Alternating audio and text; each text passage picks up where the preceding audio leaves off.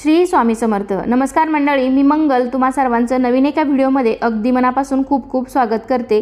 तर आजच्या व्हिडिओमध्ये आपण पाहणार आहोत महाशिवरात्री अगदी 4-8 दिवसावरती आलेली आहे आणि महाशिवरात्रीच्या पूजेमध्ये आपण शिवपिंडीवरती अभिषेक करतो। तर अभिषेक करताना कोणत्या वस्तू आपण शिवपिंडीवरती वाहू शकतो आणि कोणत्या शिवपिंडीवरती वस्तू या वाहू नयेत हे तुम्हाला मी आजच्या व्हिडिओमध्ये सांगणार आहे। त्यासाठी व्हिडिओ शेवटपर्यंत नक्की पहा।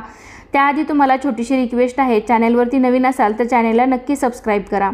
चला तर लगेचच व्हिडिओला सुरुवात करूयात। घरातील देवघरात महादेवाची पिंडी ठेवावी, मूर्ती किंवा फोटो नसावा। देवघरातील पिंडीवर नाग नसावा तथा नंदीही नसावा। पिंडी साधी दगडी असली तरी चालते, मात्र शक्यतो पितळेची असावी। देवघरातील पिंडी 3 इंचापेक्षा मोठी असू नये, 3 इंचापेक्षा छोटी असावी।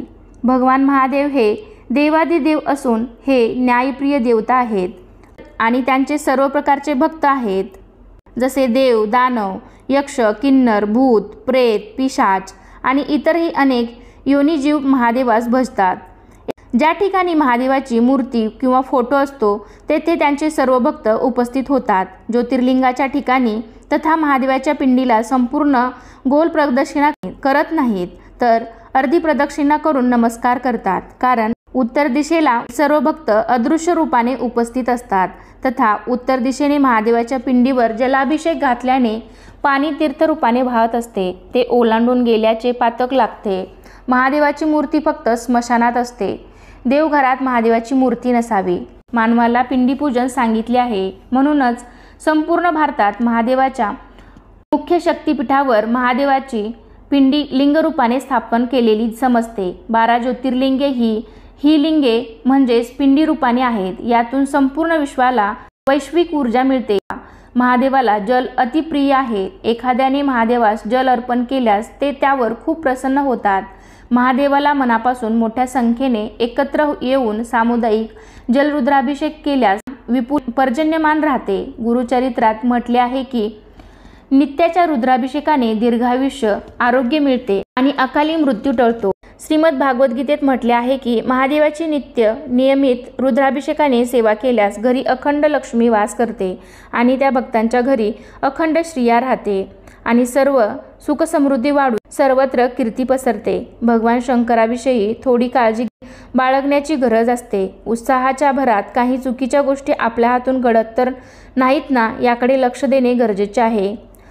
या वस्तू भगवान शंकरांना कधीही अर्पण करू नका। शंख। शिवपुराणानुसार भगवान शंकराने शंखचूड नावाच्या राक्षसाचा वध केला होता।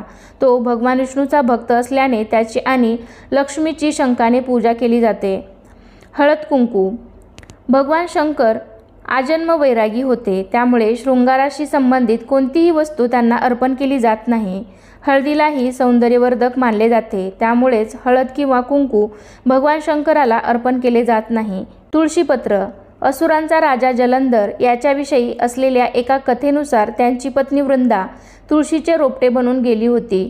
भगवान शंकरांनी जलंधराचा वध केला होता, त्यामुळे भगवान शंकराच्या पूजेत तुळशीपत्र न वापरण्याचा पण वृंदाने केला होता।